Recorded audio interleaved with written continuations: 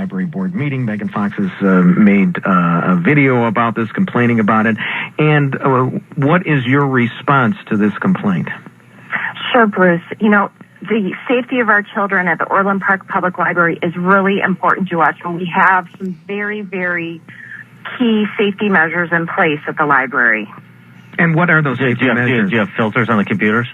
Sure, yes, we do. As a matter of fact, we have filters on our children's computers. They're on the first floor, and no adults are allowed to use the computers on the first floor. Wait, okay. So why don't you have filters on the computers that adults have access to?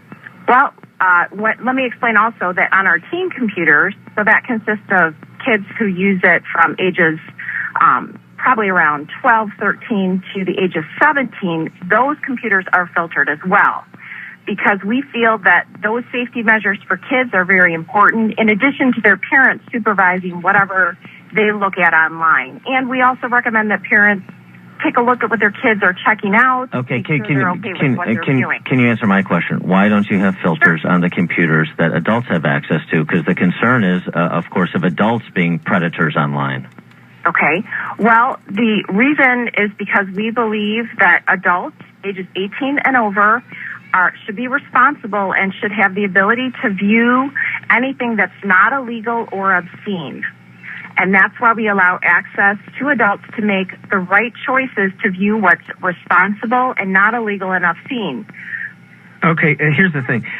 Would you want your children in the same library? And I understand it's on a different floor and you try to have, these,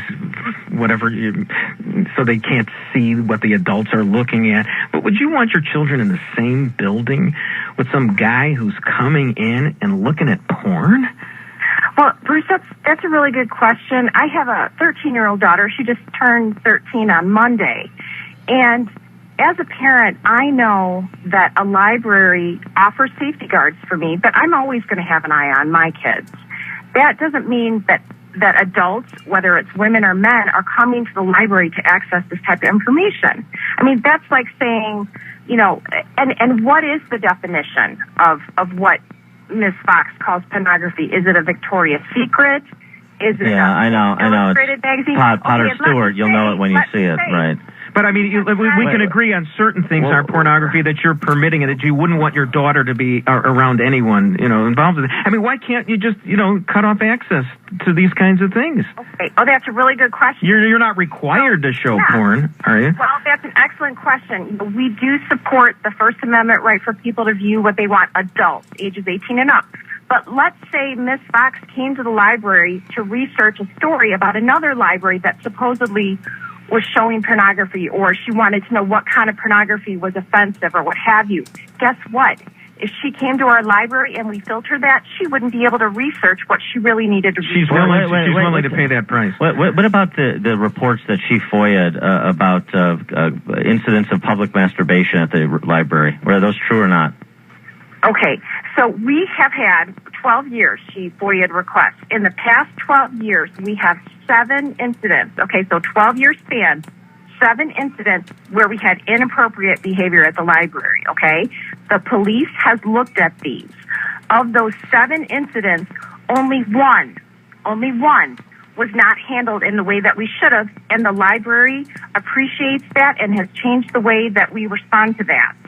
Now, over 12 years, these were some of the things. We had a mentally challenged teenager in the bathroom that said the joke, "Oh, they should have a sign, library penises should hang out here." Then this is what he did. Well, okay. He went to the urinal and he pulled his pants. All right. We don't need to hear the story. We're not talking about isolated incidents. The bottom line is, we're talking about access to porn. She FOIA'd reports. And this is what she calls a sex crime. A young disabled man. That's not what she's. Let's tamp down the demagoguery. That is not what she is saying is a sex crime. That is specifically not what she's saying is a sex crime. Exactly what she is. Then what are the other 6 incidents then? Are any of the incidents that in the 7 that you described consistent with what she described? There was one incident of child pornography that was reported to us an hour after the person had reported child porn. Oh, okay. All right, there you go. Bridget, child porn. Bridget. Okay, so that's let me give you an idea. That's one incident in 12 years. I understand. I understand.